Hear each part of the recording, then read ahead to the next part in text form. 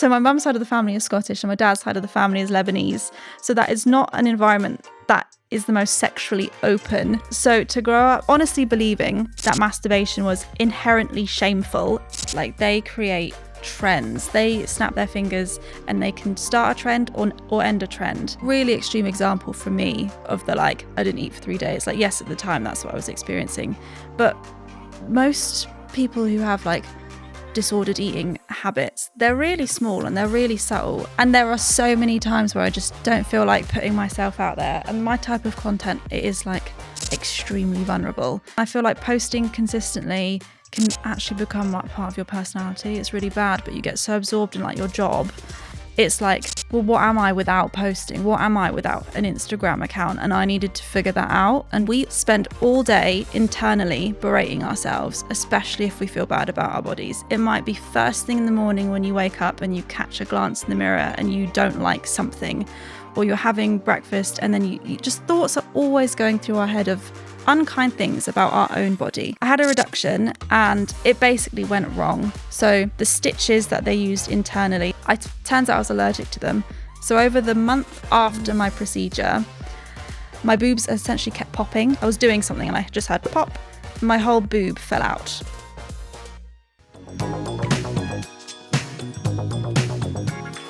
Guys, welcome back to another episode of Hushed. And this morning I have the amazing Nelly with me. Say hello. You look so cute. We've literally had a coffee and stuff, haven't we? Just like been chilling. Tiny bit buzzing. We've actually been blabbing for so long. Yeah, I'm like, wait. I don't know what's the time, but we're fine. We've literally got like a whole podcast to film. Okay, but, we should have saved it, but yeah, it's been fine. Really cute and cozy. And this coffee's like woke me up. I had a whole bottle of red wine last night, guys. Broke my dry Jan. I'm so like shocked by this display of alcohol here. Like a complete non-drink. I'm like, oh God, am I going to have to do a shot or something? No, I would never make you do that. I literally broke my dry Jan. Look, it's empty. How long's that? 14 days? Do you know what? I didn't actually drink over the Christmas period, really. It's fine then. My mum was like, you have a bottle of red wine when I'm not there, because my mum's quite like a big, it's Scottish, innit? Like, they love a drink. And I'm at that stage with like alcohol where I'm just like, I really don't enjoy it anymore. Do you not? Nah, I find like, I'm on, you know when you're on like a little health buzz? Yeah. And like, when someone resonates with you, for me, like, I never feel great after alcohol. Hangovers floor me. That's so interesting. Because I was like a dead normal drinker as a teenager, drinking underage, obviously, doing all the like stupid drinking. And then I can't remember how old I was, but I got to an age and I was like, I actually hate this. Same. There is nothing enjoyable about this for me. And yeah, I've not drunk in years and years and years. Don't get me wrong, I think I just gave in to like being stressed, which sounds so bad. Yeah. Like I've told you, like I'm in the middle of moving. You guys are probably bored of hearing about it, but it's just so stressful. And I literally just seen a bottle of red wine in my hotel room and I was like, I am having you. It was a sign. It was put here for a reason. But I had a shit sleep. I literally like woke up like 3 times a night. I like ran in the hotel. It's really strange. They've got like a at the end of the hall, they've got like a tap for sparkling water still. Fancy. So I like rolled out of the bed at like 1:15 and put the house coat on and like stumbled down and just grabbed some water. See, but yeah, I'm feeling rubbish. Drinking and then regretting it. There's so much like guilt involved. Not that there needs to be, but there is. No, but there is. And I feel like now I'm hating myself today because I'm like, why did I break my dry Jan? No, you don't need to be mean to yourself. Stick to your goals, folks. 14 days though. It's not actually. Not the worst. What? 14, 18?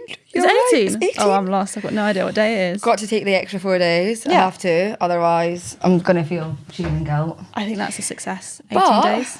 Nelly, I love you because I love your online space that you've built. Thanks. Guys, if you don't know, Nelly posts everything that's just normal. What social media should be instead of like all this facade shit, which I'm just bored of. So just tell everyone a little bit about your kind of online space. I asked you earlier how you got started and she has no idea. I have no answer. I was thinking on the train on the way up here, I really should have like an intro. I don't, obviously, but I'm Nelly. I post online, so mainly Instagram. You have YouTube as well, don't you? I have YouTube. I really struggle with it. But yeah, I have a channel. I just need to get going with it. I uploaded a video 2 nights ago, actually. But I have a YouTube and a TikTok. But yeah, mainly on Instagram. And I guess I post about normal stuff, but body acceptance, eating disorder, recovery kind of stuff. how we exist in our bodies. And honestly, I just think like normal shit, like you Yeah, said. just everyday like normal Normal stuff that should be normalised to post, really. Yeah, body image stuff, all that stuff that we all experience. What was I always feel like your high school experience shapes you. I mean, it doesn't define you, but I do feel like it shapes you. Has an impact for sure. Did you have like a horrible high school experience, or did you just have like a normal? I feel like I had quite a mean girl high school. I think there was a lot of mean girl culture in my school, but I think that's true for every school. Yeah. It's such a weird one because I don't remember so much of it. And I know that's like one of my unhealthy coping mechanisms is just block everything out. Is that what you've done? Your brain's literally just I like honestly blocked it think out? so because I have years and years of my life missing from my memory. And I'll look at pictures and I'll be like, was I even there? Because at the time, I guess it was during my GCSEs, that was the height of my like, I guess just struggles with food. Mm-hmm. But that translated into everything. So like, my mental health was just shocking. I was in a terrible way and it all filtered itself through like food. And that's what I was like diagnosed with eating disorders. But From what age? I was diagnosed as a teenager, but I know I was having all sorts of like thoughts and compulsions long before that. I remember like the idea of wanting to change my body from the age of like 9 or 10. Is that where the eating disorder came from? Do you think was your body image? Yeah, I think so. I had I have hip dips, that's just the shape of my body. But I had those from the second I started developing like out of a child. So I had this, what I thought was a really unusual shape. I thought there was something wrong with me. Normal. I just thought I was like, why am I growing outwards there? At the time, the phrase that people would throw around were like muffin top and love handles. Obviously, I was way too young to understand it, but I was like, oh, well, that's what this is then. And I just thought it was so weird. None of my friends had a similar shape. No one I'd ever met. No one I'd ever seen online in magazines. I sound really old, but like at the time it was magazines. Well, it's true. And I just didn't see it. It was literally the era of Kate Moss, heroin chic, nothing tastes as good as skinny feels, all that bullshit. So I was just so like, what the fuck is wrong with me? And I remember from that point, I was like, right, the only way to remove fat, because that's what I thought it was just fat, which it is, but it's also fat that is genetically there. Can't do anything about it.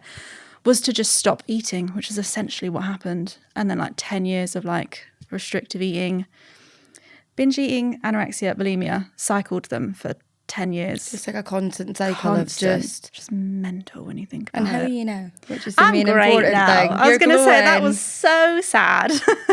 But no, now, great.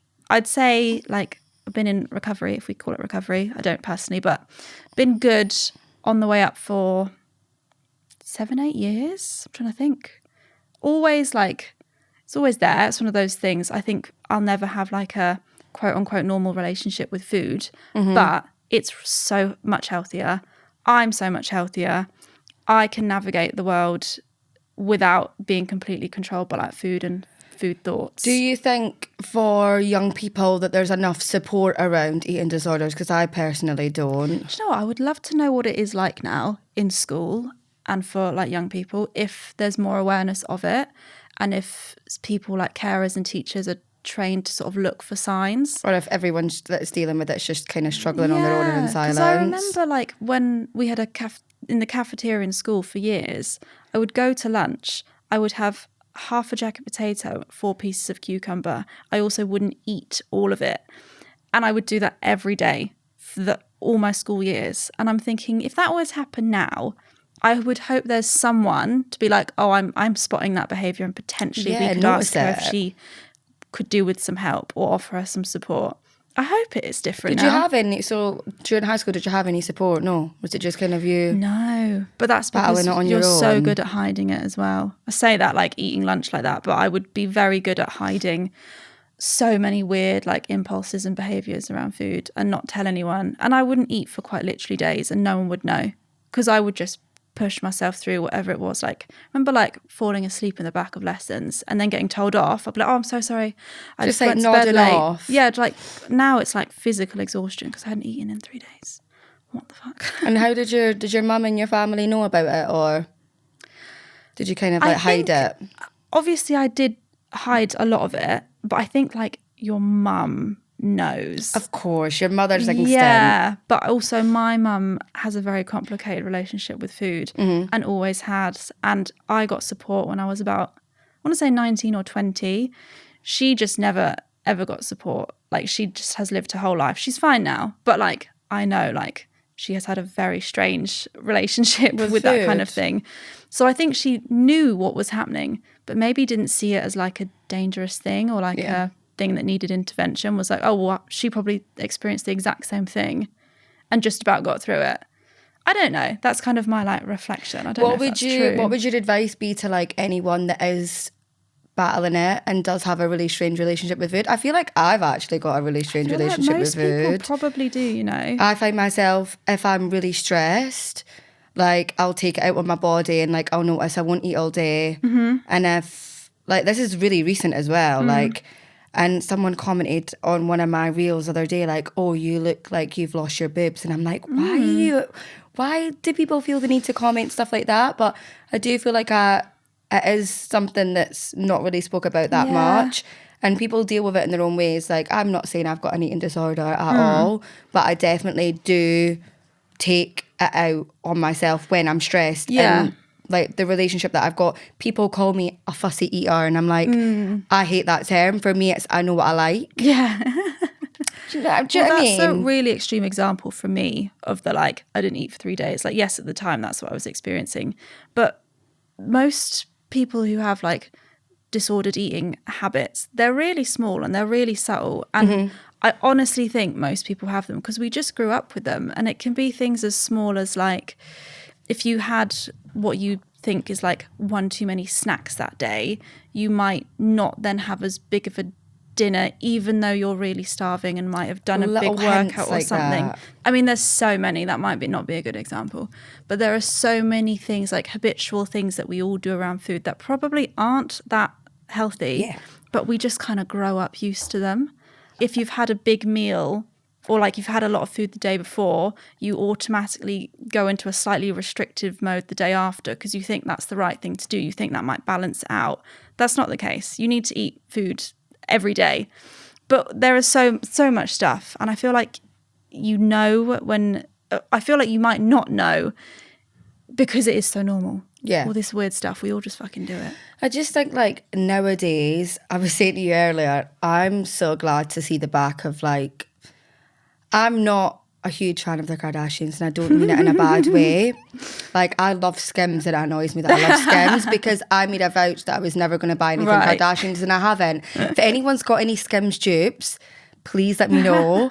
But I've never tried it. It's not that I don't like them. I think they've been put in such a powerful position, and like their body image has literally changed. And I'm not saying it's their fault, but they have made a whole era. Yeah. They promoted like waist trainers, which I never used.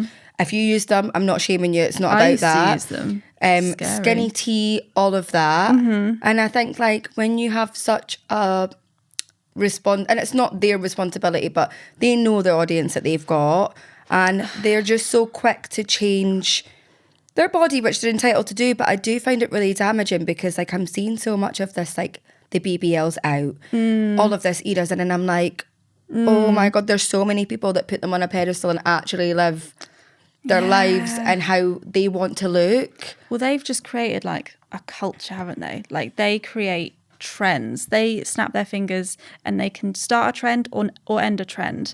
And they've just translated that, like you said, maybe not meaning to, but as their bodies change, which they do, the whole world is seeing them and then absorbing that and be like, oh, Kim Kardashian's bum is half the size that it used to be. Crap. Now maybe that's not what's in anymore. And like you said, they've all had BBLs. That's potentially, I don't know this information. I'm not their friend. We are not clearly experts. And now they seem to be reversing a lot of that surgery. So they're just treating their body as they would treat fashion, which is one like season disposable. Something's in and one season something's out.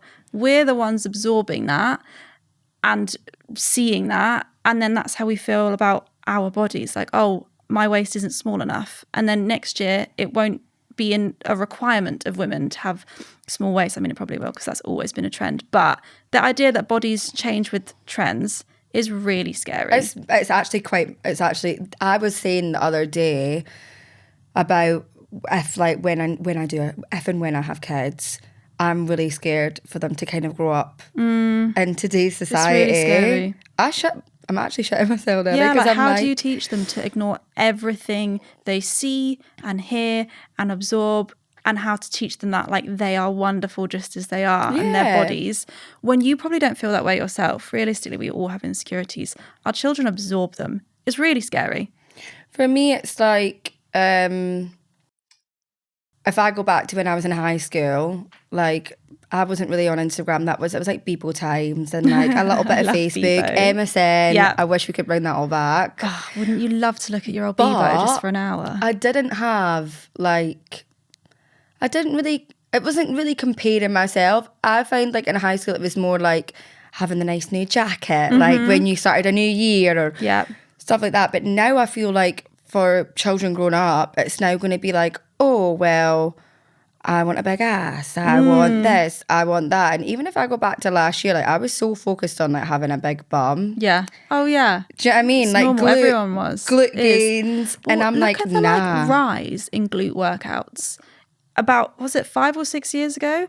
Everyone and their cousin was selling glute pump workouts. Yeah. Here's your glute bands, and all workouts were designed at getting a big bum. Like, yeah, it's healthy to work out and work on your muscles, but like obsessively focusing on one muscle group is not good for you. And it's not a way a body should be exercising. But because that was the trend, we're like, all right, we're going to do whatever we can to grow our butts. Like, maybe your butt's just happy the way it is. Yeah, just leave it as it is. I've honestly like, my 2023 goals this year is like focus on my mental health. Nice. Being like the happiest.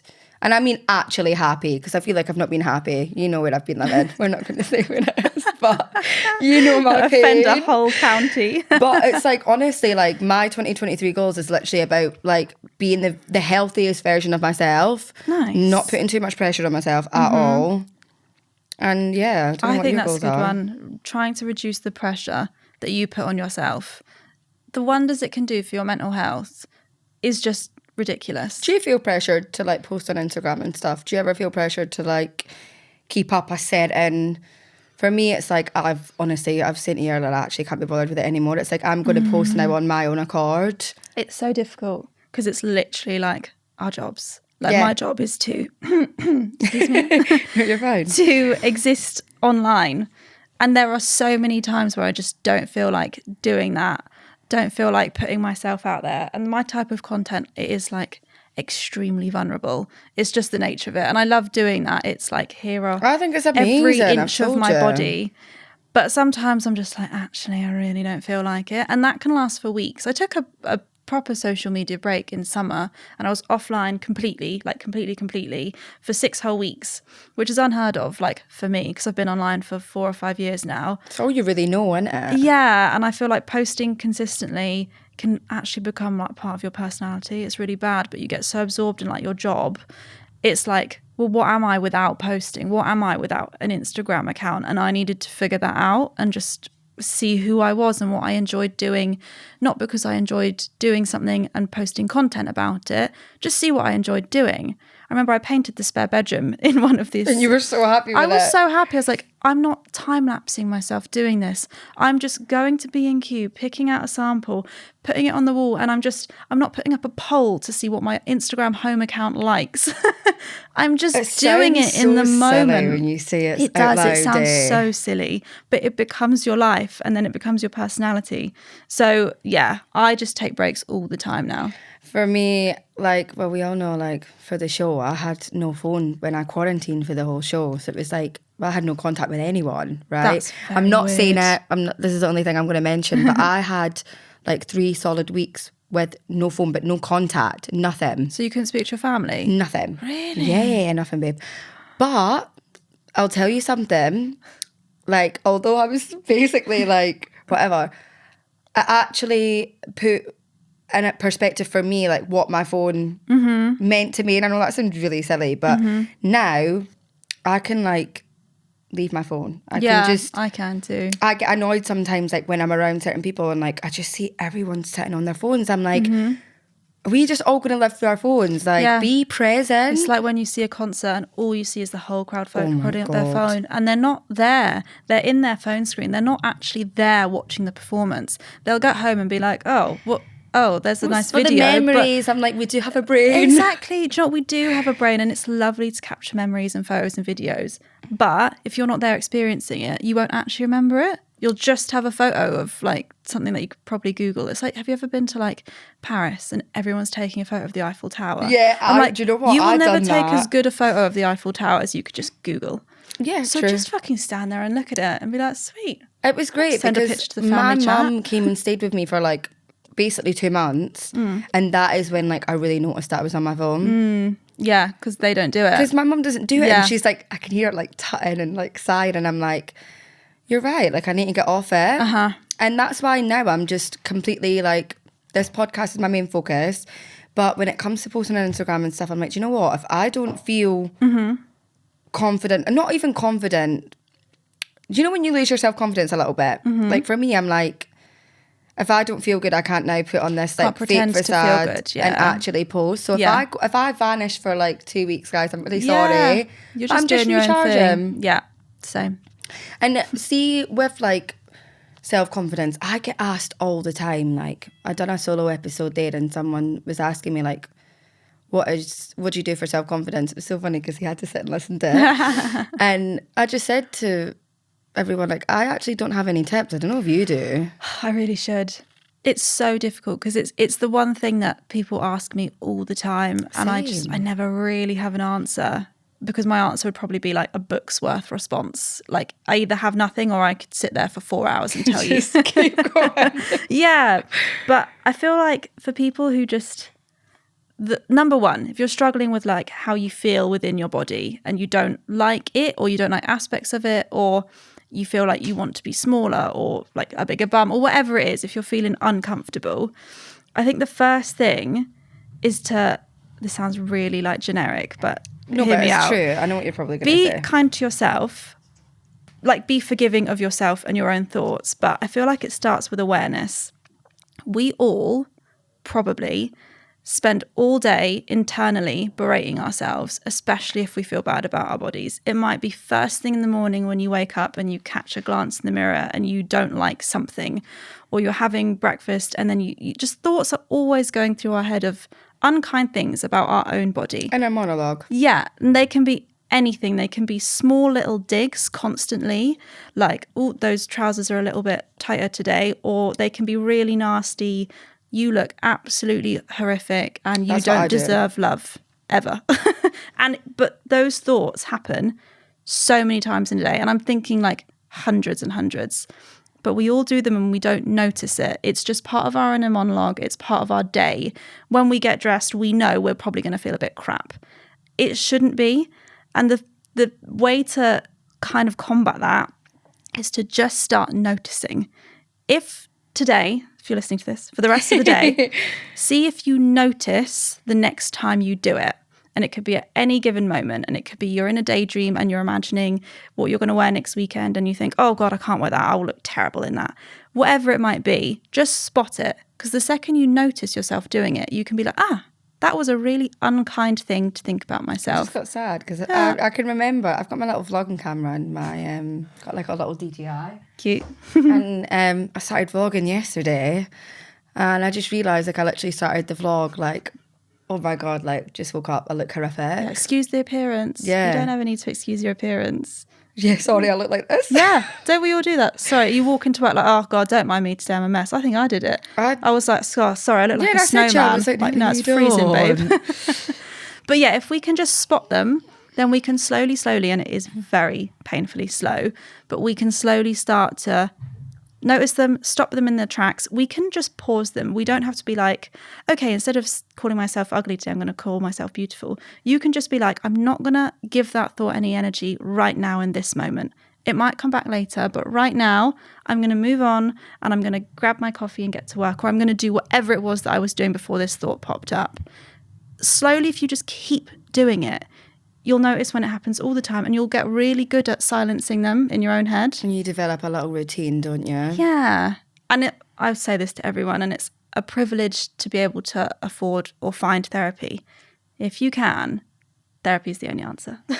Is it? It's not the only answer. You can do things, but if there's any way for you to get professional help when it comes to body image, eating things, any of these things that you feel like might be worrying really struggling with, it's the best thing to do. What would your advice be to anyone that is struggling with an eating disorder right now?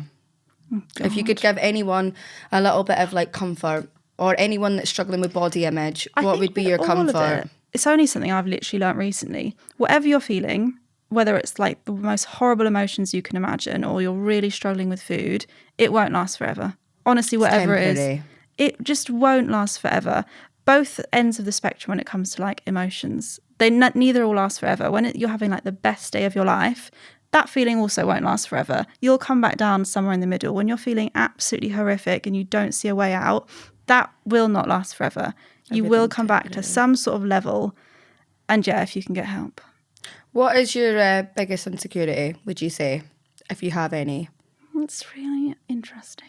I feel like I've done so much work over so many years to like not have any, but I do, and we all do. Everyone on the planet has some sort of insecurity. I've got loads. I feel like every day that I'm picking up a new one and I'm like, Shannon, fuck off. Like, yeah, they can depend. Sometimes I feel really insecure about like what I'm wearing.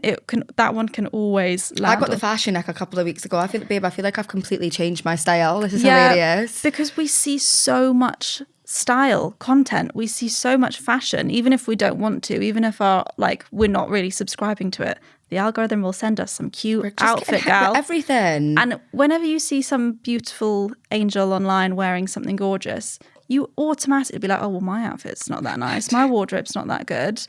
It's such an easy one to always the fashion feel. ick. Yeah, do you know what? That's actually probably one of my biggest, because realistically, I live in this. I live in jumpers and leggings. And it's not because I feel insecure in my body or I'm worried about how my shape will look. It is because I just can't be bothered to want to be comfy. Yeah, I can't be bothered to like try and find an outfit and try and feel cute, and halfway through the day I suddenly have a horrible feeling of, oh, I look like an idiot because these trousers aren't cool. Yeah, I can't be bothered with it. For me, I think my biggest insecurity was my teeth. Really? Yeah, but we're both Invisalign gals, aren't we? Yeah. And I'm almost finished, thank God. But I said to you earlier as well, we spoke so much, guys, before this podcast. But I gave in and I got my teeth done. Mm-hmm. And obviously I'm really happy with how they are. But sometimes I do just beat myself up and I'm like, someone drops odd comment and they're like, oh, I thought you said you were going to get your teeth done. And I'm like, oh, just leave me alone. You know what? People ask me how I feel about like surgery and cosmetic, because teeth, like I know they're teeth, but they're cosmetic. Yeah. Like, I honestly think I don't think there's anything wrong with people, if they choose to, doing things to their appearance. I don't think it's fair to shame them or be angry at them, because everyone is just a product of like the world. If they've grown up being told, like you have horrible teeth, which obviously you've got a big nose, or you've got this, or you've got that. I would never judge anyone for doing anything to themselves if it helps. I think the thing people need to ask themselves is, why do I feel like this change, whatever it might be, whether it's Botox or liposuction or anything ever, why do I feel like this is going to improve my life? And just go through those questions with yourself and try and figure it out. Because it might be that actually it's something else. It's something bigger than like your four headlines that you just feel everyone stares at all day. Because I can guarantee the second you get them smoothed out, you'll start to look at your smile lines. You just will. You'll always pick something else. That's what I feel like I'm doing. Like I've got my teeth fixed and now I feel happy. Mm-hmm. And now I'm like, oh, let me just pick on my wee hair. Yeah. Like, I'm not overly hairy. Mm-hmm. Like we're going to get in the thingy, but like my bikini area, I'm really not that hairy. When I get waxed, my wax lady always says like, your hair's always so neat. Yeah. But during high school, I used to shave my arms because people used to comment on my arms. And I was saying, like, you always have that one friend that's like, oh, Shannon shaves her arms. So I used to like always Do you know what I mean? Like, It's just, not funny, but it's just the memories. you know, of that come school. flooding back, and I'm like, bitch, did you really have to say that in front of everyone? Or like Shannon, like honestly, like I'm not even going to say who it is. If they listen to this, they know who they are. But then we also can't judge that teenage version of whoever that was. Of course. Because they are also a product of it, because they probably have a hairy something, or they're I feel like it's mean insecure girl about era, something. and it still exists. And it's just, this is one of the things I remember about school. We were never taught, or I don't remember ever being taught how to be a kind person and why it's really important to be kind to people. You're It was actually really just right. like, here's school, good luck. Everyone's Let's see who miserable. comes out. Exactly. And that's what I felt like happened. And as an adult, like going through, like just growing up, I was like, oh God, I feel like a lot of the shit that went on in school really should have been monitored by some sort of adult. I hated high school. I really hated high school. I really struggled through high school. Like, you? didn't really get on with much of people in my year. I always felt like I was a lot older than I was. I was the oldest in my year. Do you know what I mean? remember that. Like, I had a lot of older friends. I still have a lot of older friends. Like, my best friend's 45. I've got a couple of friends that are 45. Really? My best friends are like 30. Like, and I've obviously got some friends my age, but I've always had older friends. So I really, really struggled in high school. And I feel like it's kind of made me, I feel like it has made me into like, I don't want to be a mean girl. I've never wanted to be that person. Like, I look back and I look at some people's behaviours and I'm like, and even some of my own, I'm like, self-reflection, guys, is a great thing. Yeah, Like, for sure. Because no one's perfect. I have No one had to be happy in yourself. I keep saying it, but you honestly do have to start with yourself. Like the way what we were saying earlier, your inner monologue, how you treat yourself is a reflection of everything. Yeah. And you have to check in with yourself. Like it's the most important thing. But that inner monologue, that starts from childhood and develops through like teenage years. And past traumas, everything, Yeah, all exactly. of that. It all affects it. So it's why doing the work is worth it. Because you're not going to change. You're not going to come out some sort of miraculous person who sees the world differently. You're just going to like have a better understanding of yourself. I do think on the online space though, people do need to like kind of rein it in sometimes when they write stuff. Like I get a lot of like, oh, you've had surgery. I can handle my heart. If I had surgery, I would come out and say it. Not that there's anything wrong with getting surgery, but I'm like, someone's like, you've had a nose job, and I'm like, no, I've not. And people ask me if I've had a nose job. I'm like, the wonk on this nose. Oh my God, babe, you think behave. I've had a nose job? But do you know what I mean? Got this I'm like, Lebanese kink that sends it 45 degrees to the right. but do you understand what I'm saying? Like, I feel like people need to rein it in. My rule is if you wouldn't say something to someone's face or ask them in person, Yeah. why do you think it's all right to kind of like just write that on a live or come on and say it? I'm like, I find it really invasive. It's such a weird thing. Like, we both share a lot of ourselves online. It's our job. Yeah, a lot. But I would never ask you something that would make me uncomfortable asking you in person. Do you get what I mean? Yeah, but that's why, like, taking it back to school, I hope there is actual, like, education and, like, social media. Like, this is how to use it and this is how not to use it. And this is how to treat people online and this is how to not treat people online. And just having that, like, real life thing. Because people you lose all perspective online because especially if people have anonymous accounts, which they do, but even from their real accounts, like you forget that it's real life for that person who's reading it. To you, it's like a 4-second comment that you might just, maybe it's not horrifically rude. Maybe it's just a little bit, I don't know, something. You don't think about it. You just say, blah, blah, blah, send. And you're off, you're on with your day. I think a lot of them do it for attention anyway. That's my own thing. Whole, like, and I'm really bad at giving into it. Are you? Yeah, I need to stop you how it. Not to. Yeah, please do. Because, do you know, like my mum always says, don't lower yourself to people's levels. But I'm so sensitive, Nelly, honestly. Like, it's one thing that I'm trying to work on. I'm so sensitive.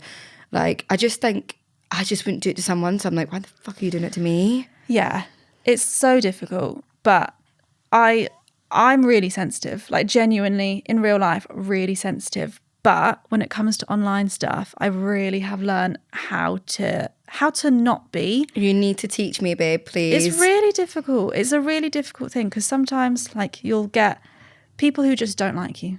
You've not done anything wrong to them. You've not done anything overtly offensive. They've just decided they don't like you. For their own perception of you, they don't like it. And they will be nasty to you because of it. It's so hard. But when you realise, like, it's just not a reflection on you. It's nothing you've done or said. It's just that person and how they're feeling in that minute. And even though they've said something that's really got you in a soft spot and really like hit home, it's not about you. You know, sometimes you just feel like fed up. Yeah. Oh my God, all the time. That's just kind of like where I'm at with social media at the minute. Fair enough. I'm just like really fed up with it. I'm just like, Fair enough. And I want to try and build like a really nice community. I feel like you've got it, but do you know what I mean? Like just a really authentic, raw community. But that's and a little safe space. But the only way you can do that is from you being authentic and you being raw and you creating a safe space. You'll get people who come into it who you don't want there, but they'll find their own way out. Do you have a lot of that on yours? Or is your safe space quite like... I've got lots of horrible people who come into it. But I don't block them. I don't remove them. I don't restrict them. I don't do anything to anyone. If someone wants to come in, message, comment, whatever it is, tell me like... What do they say? All sorts. It can be absolutely anything. It can be about the specific piece of content and how they didn't like it or how it didn't help them or how whatever. Or it can just be plain nasty, like, that looks like shit on you. It can be anything. Literally anything. But I'll never block them or reply to them or engage with them, and I'll always leave the comments there. I can't. Because... they're not even to me. They're not even about me. They're commenting on a public image or a public reel or whatever it is. They're allowed to have that conversation. If someone wants to jump in and be like, oh yeah, me too, they're allowed to do it. But I'm not going to talk to them. They can have that conversation separately to me. Oh, and I can't do it. I actually wish I could. If you try, honestly, just next time you see one, see it, feel it, because it will hit you in your feels and you'll have that feeling of, and then you'll think of a reply and be like, oh, I could say this and prove them wrong. Oh, I've got a great comeback. Such a hothead. It's just taking a minute. If you can take a minute and be like, I'm going to put my phone down and sit here. And if when I pick my phone up, I still want to say it, fine. But you probably won't. You'll probably just gain that few seconds of perspective where you're like, actually, I'm in the middle of hoovering and I'd like to finish hoovering instead of getting into this. Instead of getting pissed off at Exactly. I'm going to go back to hoovering the flat. You got a boob reduction, don't you? And I've just popped this in so randomly. I did. But I've had quite a lot of friends that want breast reductions. It's a mad thing. When did you get it? I got my first reduction. Well, you've had more than one. Oh my God, I've had about 10 operations. Oh my God, talk to me. I had breast reduction about 10 years ago, roughly. Again, when I say I've got missing chunks of my life, I think it is roughly 10 years ago. It's a guess. Just blocked I just don't remember the year. Anyway. Don't get frustrated about it. But had a reduction. I had double H cups. They were very big and they hung quite low. So they actually hung past my belly button. When the surgeon put his little pen to mark out all the markings, my nipple headed to the ground, which there's nothing wrong with, and it was below my belly button. Again, like nothing wrong with it. I had the most severe back pain I've ever really had. Bad. Unbelievable. I had back pain. I was really insecure about them just because they were so big. The comments and the unwanted sexualization was... that comes with it. Unbearable. I couldn't leave the house, and I didn't leave the house for many years. I had a reduction and it basically went wrong. So the stitches that they used internally, they're called vicryl stitches, or they were at the time. Turns out I was allergic to them. There's no way you can know that. There is no test you can do to know if you're allergic. So over the month after my procedure, my boobs essentially kept popping. Like if you've ever seen a breast reduction, you end up with an anchor scar. It's like a T. And the base of my anchor scar popped. I was doing something and I just had pop. My whole boob fell out, like of itself. So then I had breast tissue protruding out the bottom. I should have said, sorry, gruesome warning, before I just go into this. No. And was that the reaction? Did your body take any other reaaction, or was it just rejecting it? It was just rejecting the stitches. So 4 days after the first operation, I had another operation to close that gap, but we didn't the surgeon thought it was just a stitch that had given way.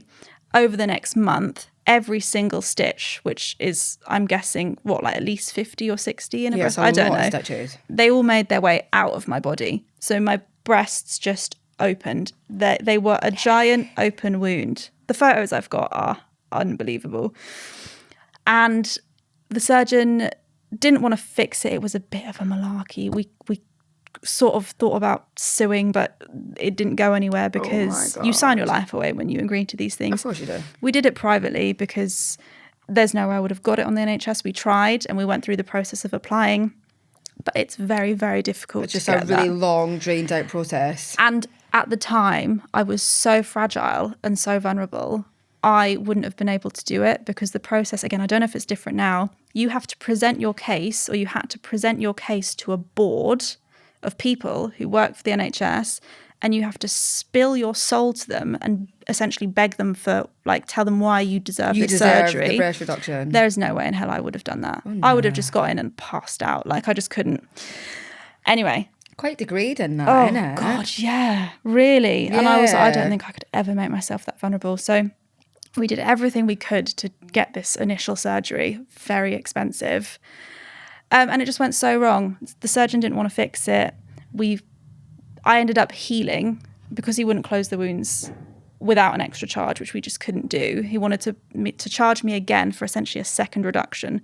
So nearly as much as the first reduction cost, he wanted to charge again. It's not cheap. No. And me and my mum were like, I don't know how you want us to do this. But I had these open wounds. So for 6 months, I was waiting for these open wounds to close. I think it was 6 months. It might have been like a year. It's a long time because they were huge. Imagine wounds like that big. They had to close every day. They just close. It's so slow. And then from then, once I eventually healed and I could literally have showers again, I didn't have showers for like the whole time because you can't get them wet. Oh my God. Then a few years after that, I started the reconstruction process. So that was slowly getting scar revision, so cutting out chunks of scars, sewing back together with obviously stitches that I wasn't allergic to. So much of my breast tissue had been eaten by this scar tissue. Mm-hmm. So I, at one point, had like very hollow B-cup boobs when I was once a double H because of all the scar tissue. All the scar tissue that had to be removed. So then last year, again, so many operations in between, but to not bore you, last year I had what I hope, touch wood, is my final operation, which ironically enough was implants and another more chest staples. They're like these weird implants. They don't look like boob implants. They're like long and flat. Basically what they do is they hold my breast in place to make sure the scar tissue doesn't continue to like invert. Oh, sorry, microphone. Continue to invert on itself. Okay. But that was 10 years of surgery and it started off as one reduction. So do you regret your reduction? No. It's so weird, isn't it? But it was still the best thing. It's not weird. It's because part I of your life, was like cripplingly self-conscious to the point of not leaving the house. And like it gave me that freedom. And when I did heal, I could exercise. My back didn't make me cry every day. This is what I mean, the back pain. This is one of the main things that you hear is the back pain. My back's permanently damaged. I've got like a frozen muscle on my back left. Just from carrying all the weight. Just because I got boobs really young, so from like 12 or 13, and they got really big really quickly. So they're so heavy. Boobs are so heavy. So when I was growing up, I was like from 12 to 19, I think how old I was when I got it done. I just grew up hunched. So you're getting taller and you're growing, but I was hunched your all the time. Yeah, my back's fucked, but it's better now. What other surgery have you had? What was it? Was it the polyps? Oh God, polyps. Yeah, all the surgeries this year. It was last year. I had some polyps removed. Really fun. Really. What is polyps? I think my mum's got polyps in her nose. You can get them in your nose. Yeah, she's got them in her nose, and I keep asking her to get them removed because she's so sensitive to stuff. I can't light a candle because I can't. Yeah, it's really bad. And I said to her, get them removed. I said to her, and she's like, no, I'm just going to leave it. And I'm like, Mum, you're such a long head. But that was a polyps that I'd heard of, so I didn't know if it was the same ones. So they're literally just, I don't know the explanation, but they grow in your colon. They can grow at any point of your colon, but I had them in like here, I don't know what it's called. And I just had some symptoms for months. Went to a doctor, kept chasing. God, what were your symptoms, if you don't mind me asking? Blood in poo. Funny digestive issues. I've always had digestive issues, so it's difficult to say. Mm-hmm. But that was the main one. Mm-hmm. And I just had a colonoscopy. There was apparently lots and they were big, so they couldn't remove them there and then. I had to have an actual surgery to get them out. Had surgery to get them out. They went off to the lab. They came back as completely normal, like no cells to worry about. Oh God. Yeah, exactly. And all good. Health all is wealth, done. isn't it? Exactly. And it's such a takes up so much brain energy when you're trying to like advocate for yourself when it comes to like medical stuff and doctors, because it is so difficult, but it's worth it. Yeah, you have to listen to your own have body. to do it. You have to push for that appointment. You have to push for that follow-up. So where are you at now, chicken? How are you feeling? I'm all good now. Yeah, I feel like navigating existing online. And it's hard, and it's draining. It's really hard. We sound like we're whining, and I'm not whining at all. I'm so grateful, but it's a lot mentally I'm finding. Yeah, it is. And I'm still trying to kind of like navigate it. I'm sure you are. Yeah, it's really difficult, but like obviously at the end of the day it's worth it, and I love it, and the positive outweighs the negative so much. But us being humans, what do? We think about the negative all day, every day. We circulate on it when we don't need to. Yeah, I feel like I put so much pressure on myself to come into a new year like with a bang, and like I think staying relevant is a really big culture issue, especially online. And I just don't give a shit anymore. If I'm not relevant, I don't care. Like if you want to engage in the content that I'm making, then I'm very grateful that you do. But I think that's where like community comes into it. Yeah, because there's so much. I stepped away from like influencer. We hate the word, but we have to use it. Give me the ick. I feel like I stepped away from what I call like influencer culture about a year ago. Because when I first started and I was first getting like brand deals and being invited to stuff, I was like, oh my God, yes, buzzing. Going to all these things, meeting all these people. But I've had so many negative experiences with existing in that sort of culture.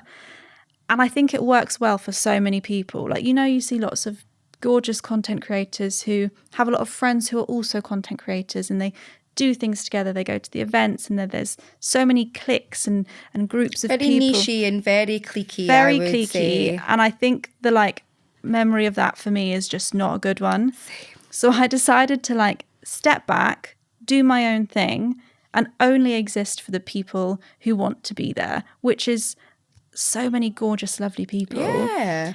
And you realise like none of the rest of it matters. Like going to the events, like I wish I could like wear secret glasses cameras and go to one of these events and show everyone. Show everyone like when you see photos of glamorous angels at these events. All a facade. It doesn't exist. Very bitchy environment. Oh, very I think bitchy. for me it was like I've been going to events for like a long time in London, because I moved to London when it was like just before COVID. And like I had so much high hopes for all these events. And then like when you resonate with someone online and then you meet them and it's not, and I'm not saying that they're horrible people, anxiety and all of that can play a major factor. Massively. Because I know I definitely now get anxious. So they maybe don't come across the way that you think they are, but then there's a lot of people that you actually meet that are just really fucking rude. Like, and I just can't put myself in that environment anymore. Yeah. So I don't go to them, and I'm like, if I don't look like I'm busy out at these events, I really don't care. Yeah. I'm cozy in my house. I'm with people that I love. I feel like the events that matter in life are your mum's birthday, your cousin's anniversary, your dog's birthday, exactly, your cat's birthday. Your best friend's birthday dinner. This other stuff, it just isn't. It's not what it's cracked out to be, guys. Honestly. I went to an event over Christmas, and I asked for a +1 so my partner could come, who is my like safety. Yeah. And they said yes. So I was like, okay, great. We'll get dressed up. We'll go for as little or as long as we want, but let's just go for it. So we booked a hotel. I was like, it'll be our little Christmas trip. It'll be lovely. Got there, got ready for this event, rocked up. And I just stood in this ginormous room. It was a beautiful room, but it was a ginormous room. And I just kind of walked around. I had the exact same thing. Vibe. No vibe. No vibe. But I saw someone who I had interacted with online, and I saw them. I was like, oh my God, hey. And they were like, oh, hi.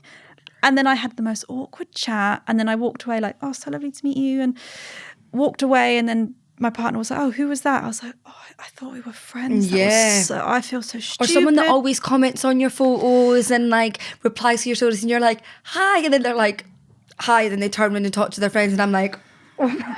Oh, I know. I'm so and like you horrified. said, I am sure, because I know I've been in the same position, anxiety, social stuff, they're probably just as overwhelmed as I am in that room. There's so many reasons, but I stayed at that event for about 15 minutes and I put it all on my Is that story. how long? Yeah, maximum 15 minutes. And I put it all on my story and I was like, oh, we stayed for a bit. I did my best. But that was that. Like, well done me for even turning up. Yeah, you have to. You have to like praise yourself when you do that. Someone messaged saying, I really don't mean this in a rude way, but why do you keep going to these things? It seems like you really hate them. And at the time that annoyed me. I was like, hey, fuck you. I'm really trying here. But I was thinking about it on the train home the day after. I was like, why do I? Yeah, for what why are you forcing reason? yourself to go? Like, what is the reason? Yeah, it's good to force yourself, especially when it comes to anxiety. Like, I do think exposure therapy is important. Like I force myself to get the train when I always feel like I'm going to pass out on it. Oh, I nearly passed out this morning, but we're here. I can't do it. And in that sense, it's really good because for me, getting a train is something that I will need to be able to do throughout my life. Going to an event full of people I don't know and pretending to have a good time is not a skill I will ever need. It's not a skill I want. So true. So it's like, why do I? So I stopped and I feel much better for it. Yeah, me too. Praise the Lord for that, by the way, because I've got quite a lot of people that like I can see like living off of the event side of it, and I'm like, do your thing. Some people really like it. Yeah, I can't. I'm not one of the people. Yeah, it's just different people. Everyone's different. Yeah. What do you think of like real bodies being reflected in media? Because I think it's something that brands are really bad at. If there's any brands that you think are really great and all-inclusive, let the people know.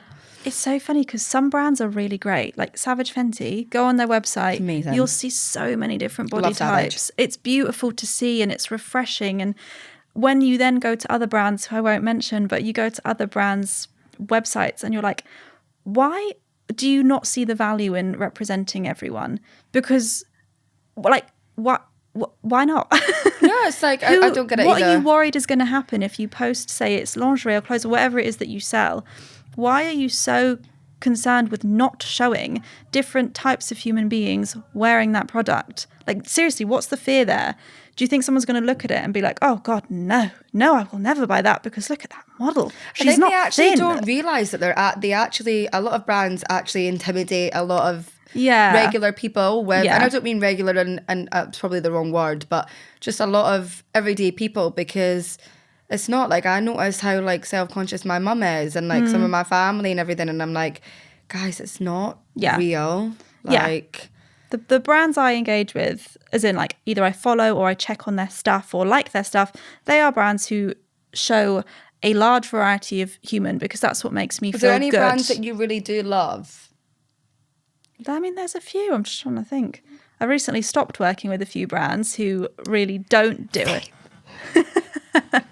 And I really want to talk about it, but you're not really allowed. I have to wait a few months until I can say why I've left places. I'm excited to do that. Do that, because I think the people need to know, like, God, we spoke of it so fucking much earlier, but I cut off a lot of brands, especially when I came off the show. It's even like the show, we're not naming it, but like I just think it actually is hilarious how they just dupe everyone every year. Like, stop doing it. Everyone's different. Everyone has fits different into their like box on the show. Like they want someone for this box, that box. Okay, great, done. And it's the same boxes every year. Again, like year. with them, like what is the fear of putting someone in there? And I'm not asking for much, but who simply isn't a size UK 8 to 10. Just what's the danger? What are they scared of? What do they think is going to happen? I have no idea. Baffling. It is, but what would be your little tips for accepting yourself, being healthy, and just thriving? Being the most authentic version of yourself. And I need these tips too, darling. So I'm taking notes. I don't even know. How do you make sure you are being yourself? You know when you're in environments or engaging with things, whether it's online, real life, that isn't sitting right with you. Like we were just talking about these events. They're not me, so I avoid them. Just curating your life as much as you can, because we all have limitations like work life and all this, to make sure you are just thriving in as many environments as possible. And that's the same as online. And that's things as simple as not following people, brands, things that don't make you feel great. If you follow, say, an underwear brand who you love their underwear, it's beautiful stuff, but they consistently post one singular body type that you personally don't relate to or see yourself in, if you're seeing those images once a day, which if you're following someone realistically, that's probably it, those are all getting internalized all the time. So if you can just mix up your online space, following different people, seeing different things, you open up your world to like just a more accepting space that you can feel like just chilled in, rather than like you open your phone and it's like pressure. Yeah, it makes such a huge difference to your day how you start it as well, doesn't it? Routine's a big one that I would say as well, like try and get into a routine. Oh, yeah, same. Do you want to quickly plug your little new exciting venture quickly before... I have to say it. So, I'm releasing a very beautiful, very dainty, very gorgeous vibrator. I love that for you. She is so pretty. Honestly, the most beautiful thing I've ever seen. The aesthetic is... Yeah. Babe, you've smashed it. Do you know what's so crazy is the brand I did it with, they're called Voosh, and they are like the sex toy experts. The quality of this thing is like, you'll have this for 40 years if you want it, obviously. You might not like me in 40 years and you'll be like, fuck that. Yeah. It will still work though. But it's just, they're a lovely, lovely, very inclusive brand. Yeah. And they literally let me like make decisions. They're like, what colour do you want? I was like, I can choose the colour. So when you see the colour, you'll fully get it is why. You and a vibrator. It's so literally gorgeous. And the packaging, like I'm literally on it like this. It's so glamorous. Work. But yes, in terms of like self-love and progression, and as someone like my mum is Scottish, as is yours. Yes, Scottish. And so my mum's side of the family is Scottish and my dad's side of the family is Lebanese. So that is not an environment that is the most sexually open when you're growing up. We weren't like shamed or anything, but yeah, sex and especially masturbation was not something. And the household that you spoke about. Yeah, exactly. So to grow up honestly believing, as I'm sure so many of us did, that masturbation was inherently shameful and it is something to be shamed. Male-based, by the way. Yes, not something, yeah, exactly. To now releasing this gorgeous, gorgeous vibrator. It just feels great. Oh, thanks. I just wanted to make sure that you plugged it for the people because I know that you said, and I'm like, no, it's actually so beautiful. I'm going to send you one. I joke because I done an episode with Poppy and she owns a sex toy company. Oh, cool. And I was actually saying to her, some of them actually are really aesthetically they're beautiful. They can be ornaments. Oh my God, they are beautiful. So maybe even if you don't masturbate and you don't do that, have it as a centerpiece. Have it as a little I have my bedside drawer, obviously classic bedside drawer, is just full of vibrators, and because I've worked with Voosh for so long, I have so many of their different things. And I open my drawer and it's like an aesthetic dream. Everything's like pastel coloured and smooth looking, and like there's no big chunky buttons. It's all just like these sleek, almost like alien looking objects. I'm like, oh, stunning. It's just like a really exciting new venture for you. Yeah, it's really exciting. Honestly, I feel like we could talk for hours, Nelly, but you've been amazing. I'll come back. Of course, please do. But I'm going to leave all of your socials, everything for everyone to check out. And you've been an absolute babe. So thank you. Thank you. And that's it, guys. We could blab for hours, honestly. She's a little gem. But yeah, I will see you next week.